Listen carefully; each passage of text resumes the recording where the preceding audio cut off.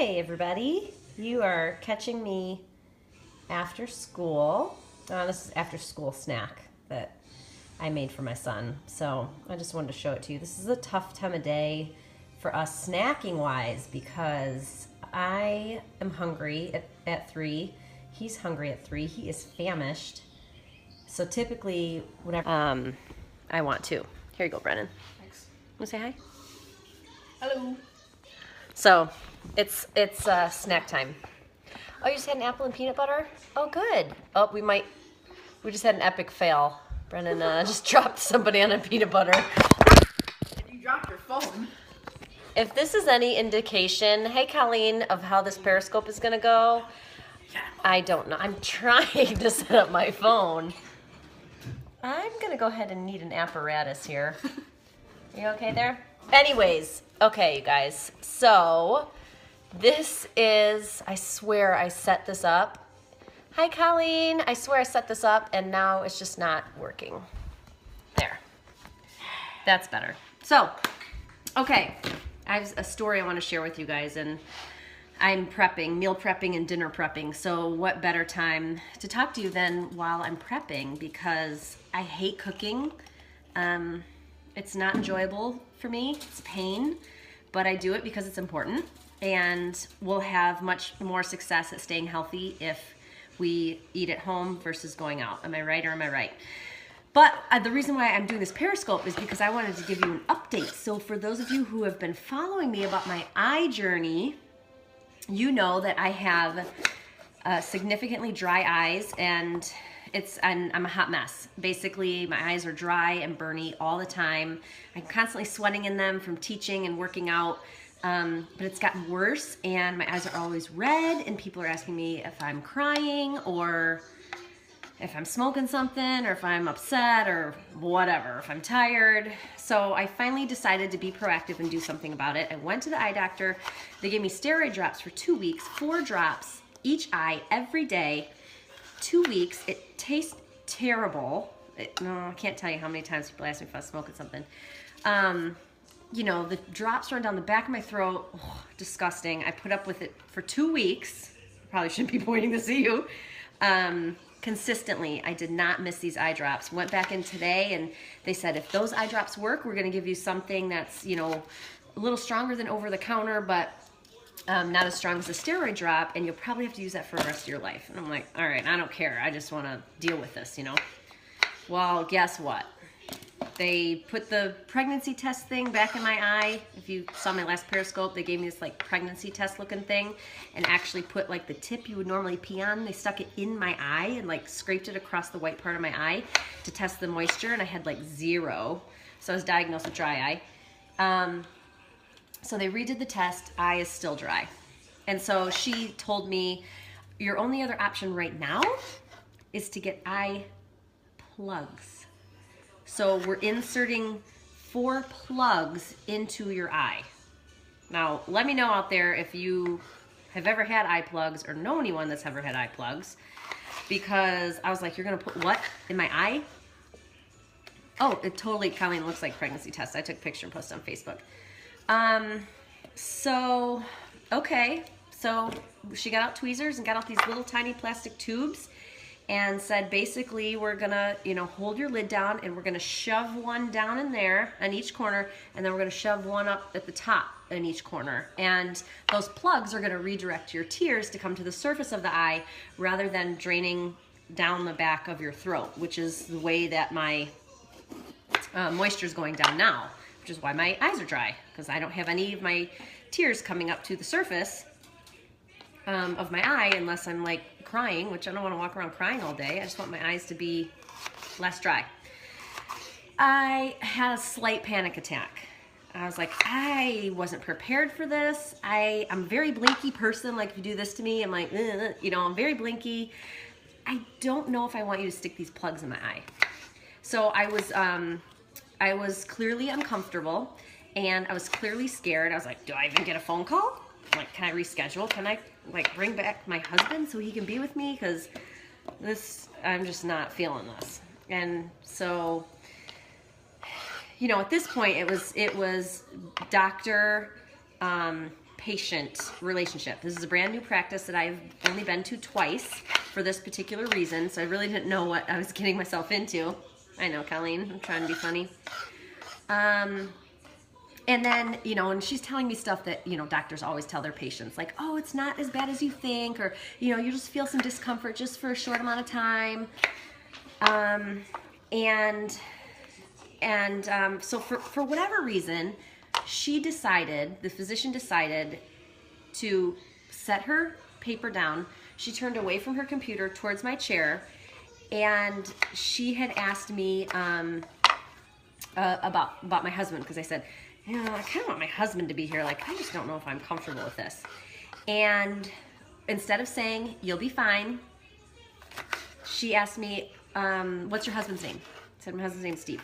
How long would you get married? I said, oh, I got married just this past July.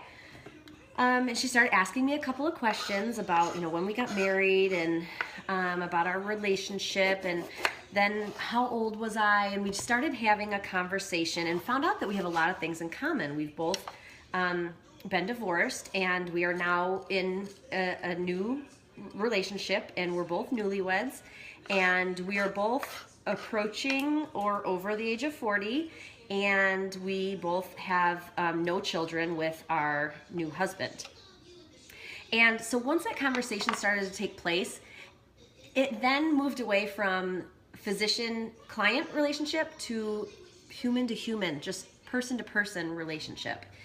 And she was asking me questions, and she was showing an interest, and we had some things in common. We truly had started having a really nice conversation outside of my eye plugs. And at that moment, I then decided I was going to go ahead with the procedure. I was so much more comfortable, relaxed. I trusted her, what she was saying. I really liked her, so that increased her credibility, and that made me more likely to want to do business with her. And then she was like, just lay back and let's get this on. Yeah, and so after we had the conversation, she said, okay, so do you think you're ready? And I said, let's do it. Let's make it happen. Tell me what I need to do. And we went through with the procedure, and it was very easy, and before I knew it, the plugs were in, I was out of there, and I go back now in another week to see if these plugs work, and then we go from there. Here's my point. I'm sorry, I keep pointing this knife at you.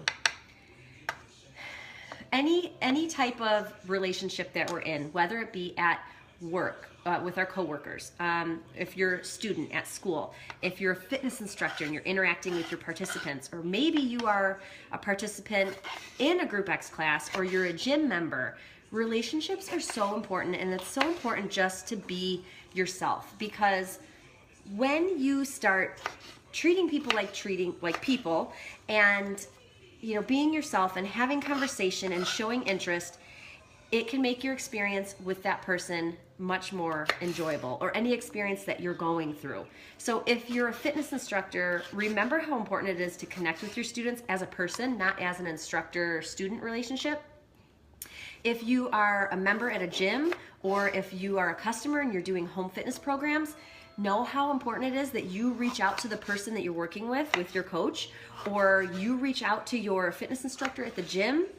And don't be afraid to talk to them and ask them a couple of questions and introduce yourself, because that interaction can change your life. It only changed my experience. Yes, absolutely. Sissy, what's your name? Tell me your name, please. I'll just call you Sissy. You hit the nail right on the head. When you can just be yourself and interact with other people, it can open your eyes. Oh, Dawn. Hi. And it can help you realize there's so much more in this world that you have to offer, and that can be offered to you. And I know what some of you are thinking, and I've seen it on Periscope before. You've said, like, I'm just shy and I'm not comfortable talking to people. So if you're a bank teller, or if you're a fitness instructor, or whatever your profession might be, if you are in the workforce of service, you might just serve. So you might just take their order, deliver their food, and be done with it. Or take their money at the bank, deposit it, give them the receipt. You know, if you're working at a merchant store, I mean, you have the ability to impact so many more people in so many amazing ways that it can change their life and it can change yours. And Dawn, you're absolutely right when you said that. Sometimes it just takes a little conversation piece to make a huge difference in someone's life. So I've shared the story at my events before, and I'll share it with you. When I started teaching Turbo Kick at the university where I used to work, I had a girl who came, and she always stood in the back of my class, and she never smiled, and she didn't really talk to me. And when I said, how's everybody doing? And you know, some people are like, woo! I never got that from her. I got nothing, no reading, no feedback, no smiling. And I was like, man, this chick is a tough cookie to crack. But I didn't give up. I kept saying her name. Every time when she came in, I would greet her. I would let her know how much I appreciated her coming. I would thank her. And you know, at first I was like, I don't think this girl really likes me because she's not interacting with me. And frankly, probably not somebody that I would be friends with outside of class. But I stuck it out because it was important to me to get to know my students and to let them know that I appreciate them being there. So it turns out I'm driving to work one day, and I hear this person on our local news radio, on our local news channel, talking about how much she loves the class Turbo Kick at the university. And so it turns out she was a radio host on a morning talk show. So I addressed it with her the next time she came in, and I was like, you know, I have to tell you, like, I didn't know if you really liked me or enjoyed the class because I don't get a lot of feedback from you. And she said, you know what? I am so busy concentrating that I'm not really watching you. I'm trying to watch my form, and I'm really trying to get the moves down. So I'm so glad I didn't just disregard her and treat her as a participant, but I did treat her as a person because it made a huge difference in her life and in my life.